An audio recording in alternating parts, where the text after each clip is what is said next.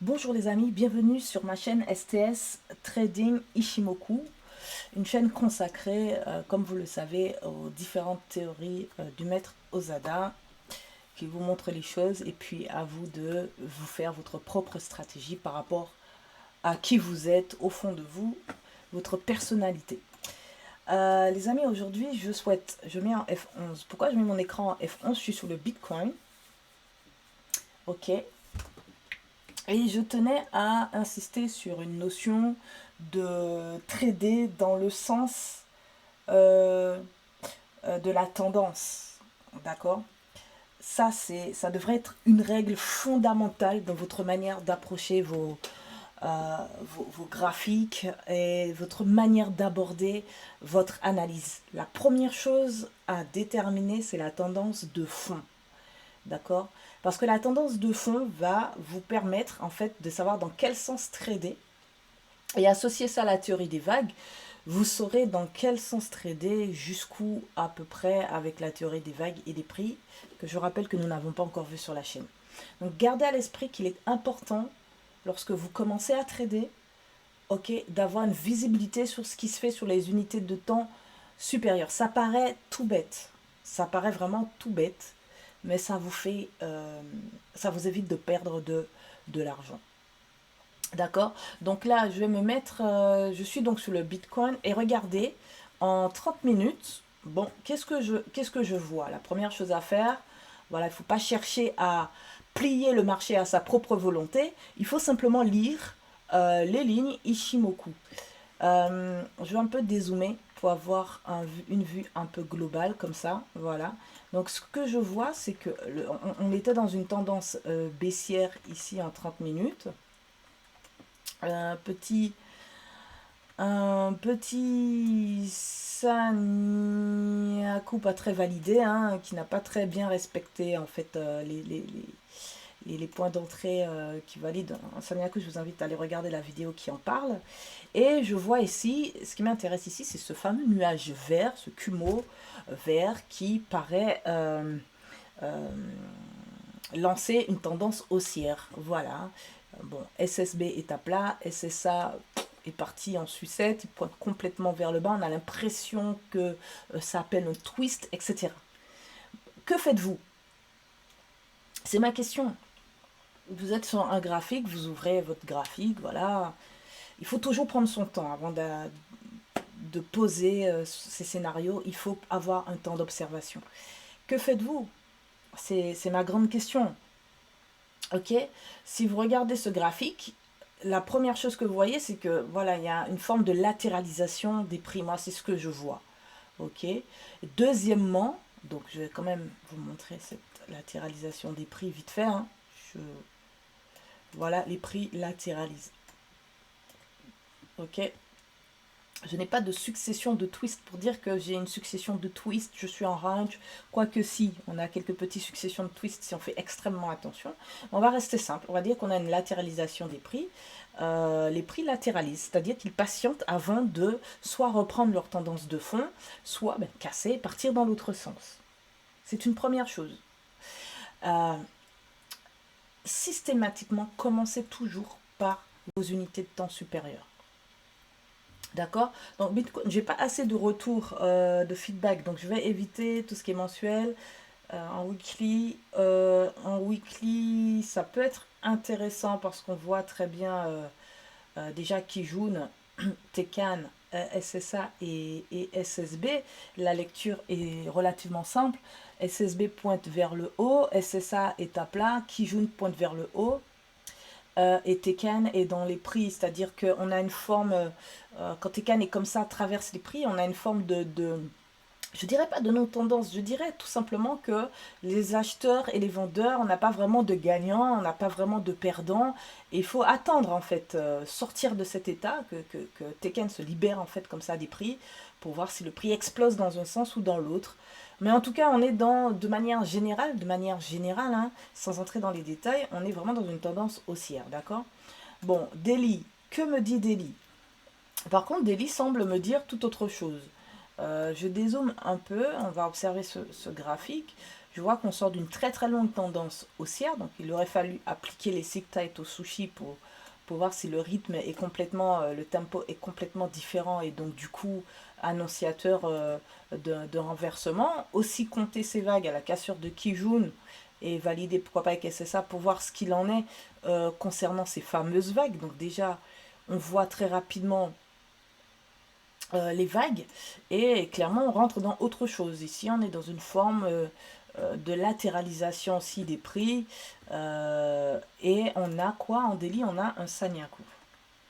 On a un très très beau Sanyaku ici avec donc Cross Tekken Kijun, Shiku qui casse les prix, clôture du prix en dessous et aussi voilà les prix qui sont un peu éloignés de Tekken Kinjun, mais on voit bien que Tekken Kinjun essaie de former un katana pour accompagner les prix en pleine descente, en pleine baisse. Et on voit bien que le nuage ici appelle une baisse. Donc j'ai un plat SSB, j'ai SSA qui pointe vers le bas, j'ai mes lignes qui pointent vers le bas, d'accord?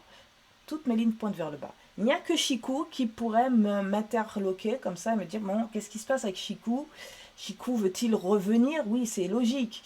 On voit que les prix sont un peu éloignés, donc il tente un petit peu une phase de correction. Et SSB s'est mis à plat. C'est pour cette petite phase de correction où le prix va corriger un peu comme ça et remonter. On peut dire fondamentalement que on a un vrai signal, on est vraiment dans un marché qui appelle des ventes. À partir du moment où on a un Sanyaku avec des prix qui cassent SSB, etc., etc., toutes les conditions réunies, ok, on peut s'attendre à vraiment chercher des ventes dans ces conditions. Que me dit mon graphique en 4 heures? Eh bien, mon graphique en 4 heures confirme cette notion de Sanyaku qu'on a pu avoir en daily, avec vraiment là, le Sanyaku est vraiment très très très marqué et le katana aussi. Le katana aussi. Donc on peut dire que le graphique de 4 heures suit la tendance de fond de daily qui est aussi une tendance baissière.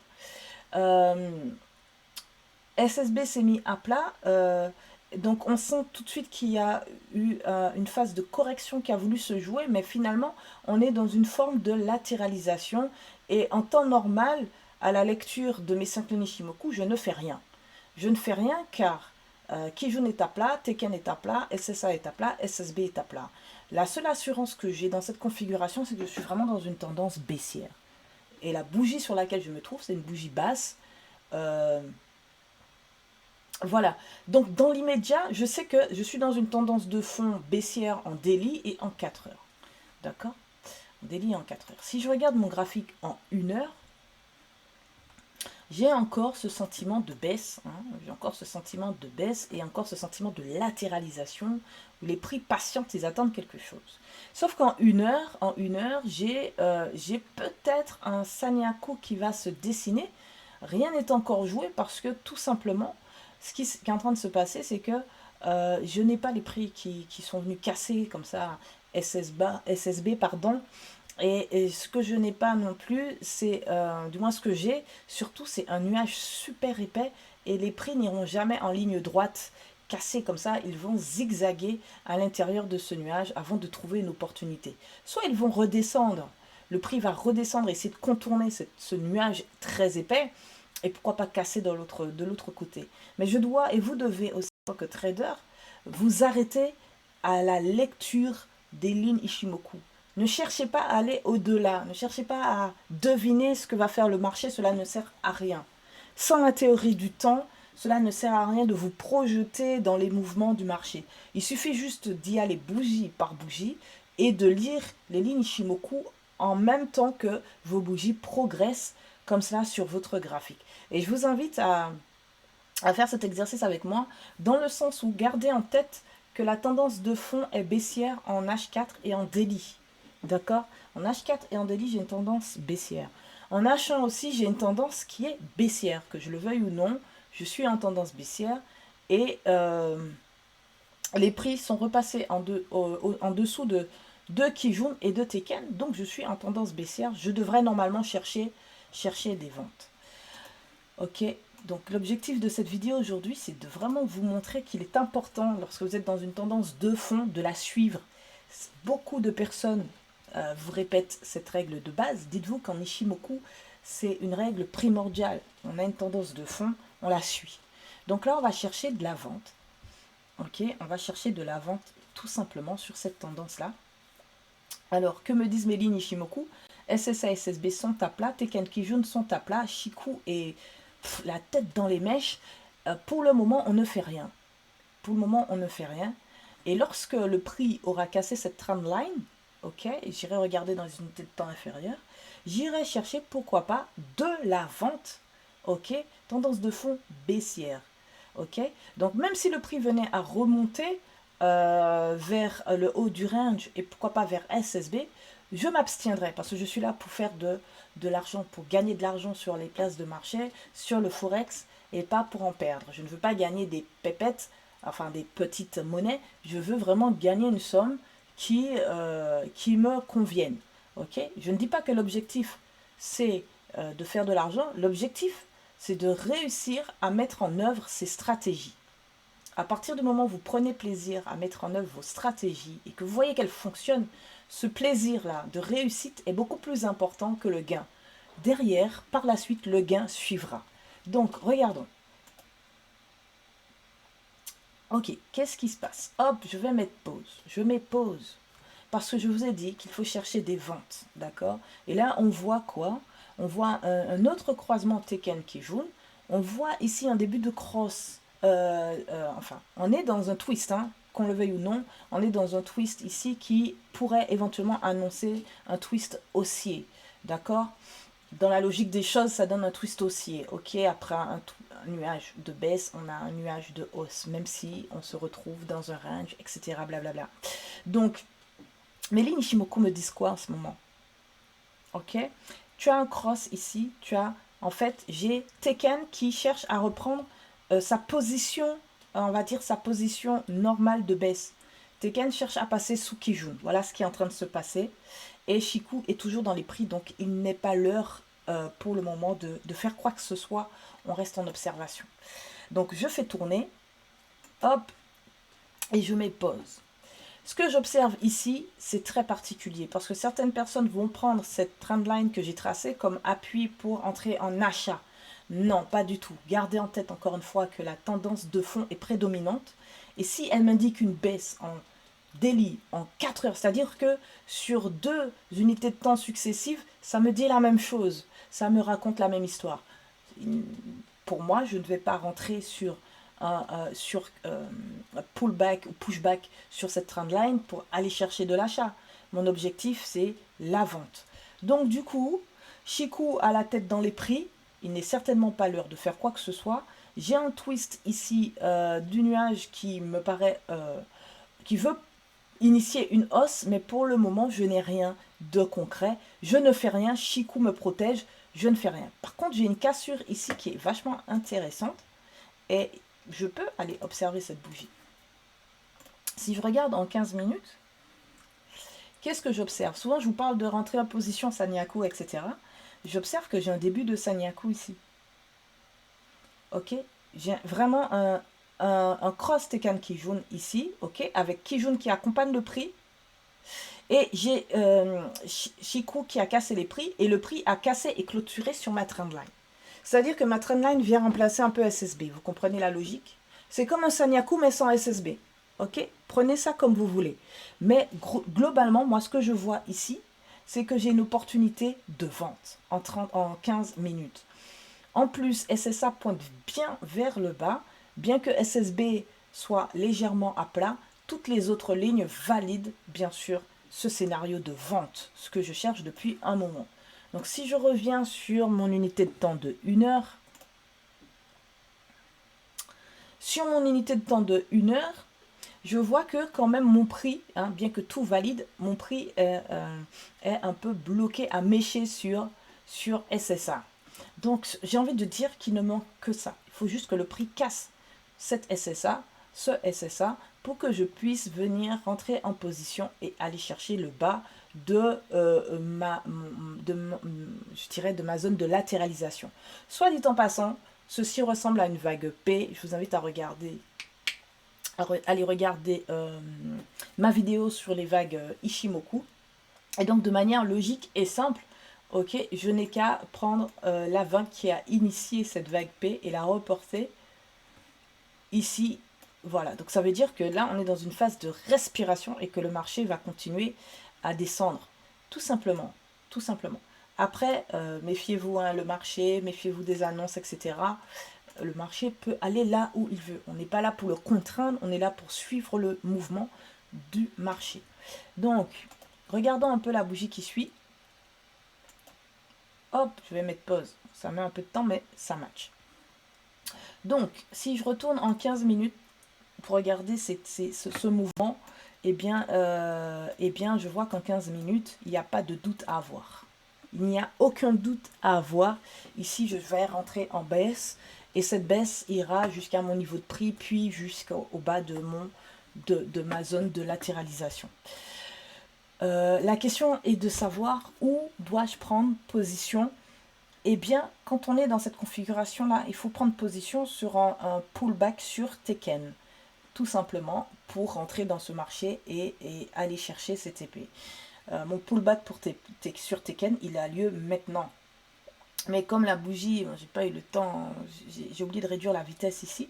Donc la bougie, elle a clôturé ici, donc mon pullback sur Teken, c'est mort. Clairement, à ce niveau-là, c'est mort. Donc ça voudra dire qu'il me faudra attendre le prochain pullback sur Teken pour prendre position. C'est-à-dire dans 9 bougies après celle-ci.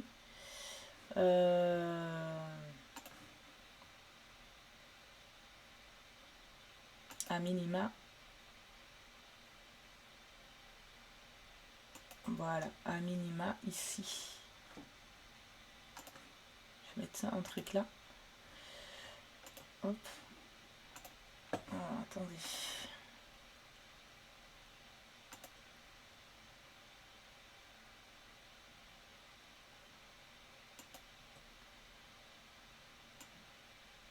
Alors, voilà. Je vais quand même, je vais prendre ça, ce sera plus simple. Voilà, bah c'est parfait. Donc je vais attendre à peu près un pullback sur Teken aux alentours de 11h45 le 15 mai 2021 pour prendre position et aller courir la vente.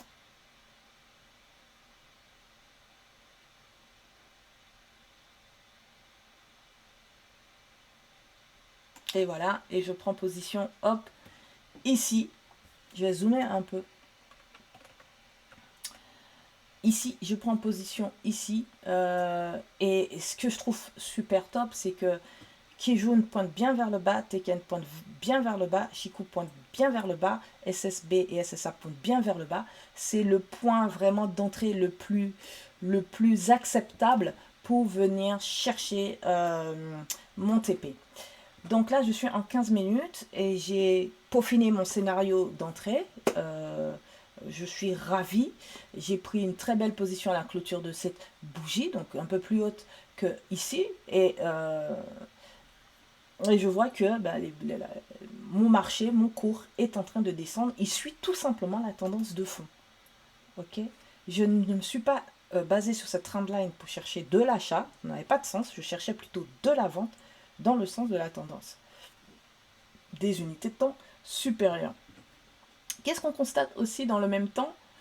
C'est qu'en 1 heure aussi, on a, suite à ma ligne verticale que j'ai tracée pour pouvoir prendre position sur 15 minutes, je vois que tout suit la baisse. Tout suit la baisse sans exception. Excepté ici SSB qui est toujours à plat, mais SSA pointe vers le bas. Donc c'est très encourageant parce qu'il y a peut-être un twist.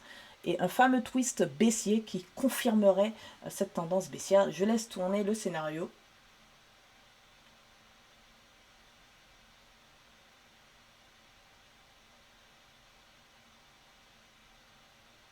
Voilà, je mets pause.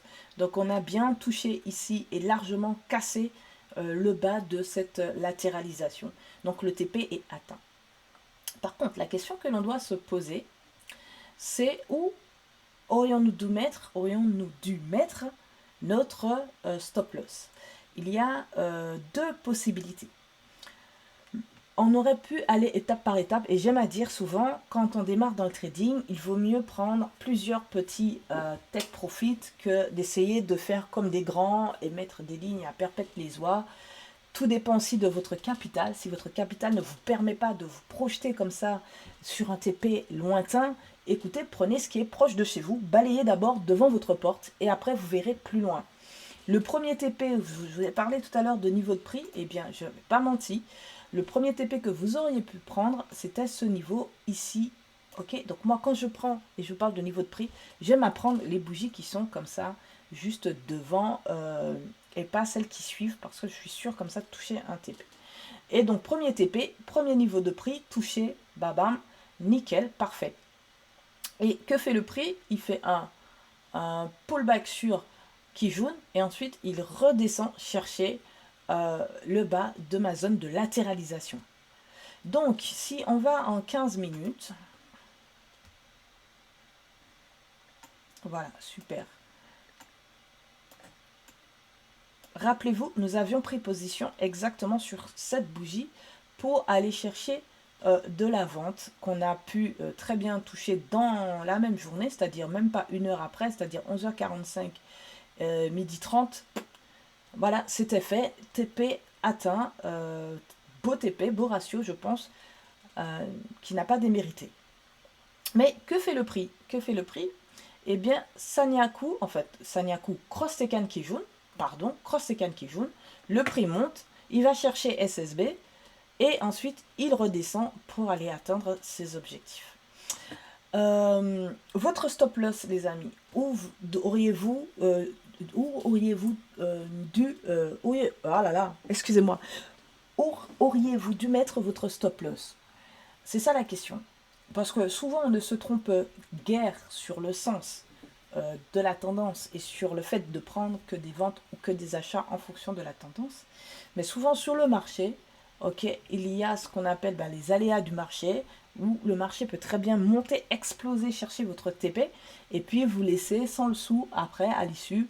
Donc moi, je vous ai souvent dit de respecter votre ratio de 1 pour 1. D'accord? Donc si vous aviez bien été étape par étape, à ce moment-là, vous avez dû toucher votre TP sans sourciller avec un stop loss à ce niveau au-dessus de votre bougie de prise de position ou si vous préférez sur votre ligne de Kijun ici sans aucune difficulté qui correspond au niveau de prix bas là. Donc par contre, si vous vouliez, vous cherchiez à faire un take profit vraiment au niveau du bas de la zone de latéralisation, eh bien, si vous cherchez aussi bas, il faut proportionnellement parlant que votre stop loss aussi respecte ça. Donc, ça veut dire potentiellement ici, si je fais ça, hop, ici, j'ai 3,18%, ok, eh bien, il suffit de reporter les 3,18% et mettre votre stop loss à ce niveau. Ok, sur la bougie sur laquelle vous êtes entré. Une manière simple et efficace de vous permettre de gérer vos ratios, d'accord, de manière logique. Donc, gardez en tête les amis que si vous cherchez un petit TP juste à ce niveau-là, vous avez la possibilité de regarder le ratio entre votre take profit ok, sur le bas de la bougie sur laquelle vous prenez position et de reporter sur le corps de cette bougie et venir positionner ici votre stop loss. J'espère des amis que cette vidéo vous a été utile. Tout simplement, pensez toujours à regarder la tendance de fond. De préférence, daily et 4 heures devraient dire la même chose pour vous rassurer. Si vous avez par exemple une tendance baissière en daily, une tendance haussière en 4 heures, et etc., et que ça vous perturbe, alors ne tradez pas cette paire, passez à autre chose.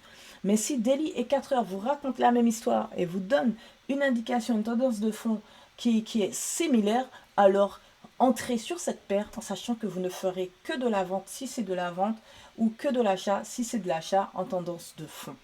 Il ne vous restera plus alors qu'à chercher uniquement des points d'entrée, comme nous venons de le voir en 15 minutes, pour pouvoir bénéficier de cette tendance de fond et de faire un maximum de gains. Le plus important, les amis, Ce n'est pas forcément l'argent que vous allez générer, mais c'est le plaisir de voir que vos stratégies et votre plan de trading fonctionnent à merveille dans le temps et dans la durée. Sur ce, je vous souhaite une agréable journée ou une belle soirée ou un excellent après-midi. Profitez avant tout de votre famille, faites-vous du bien pour trader dans de meilleures conditions. C'est super important. À très vite sur ma chaîne.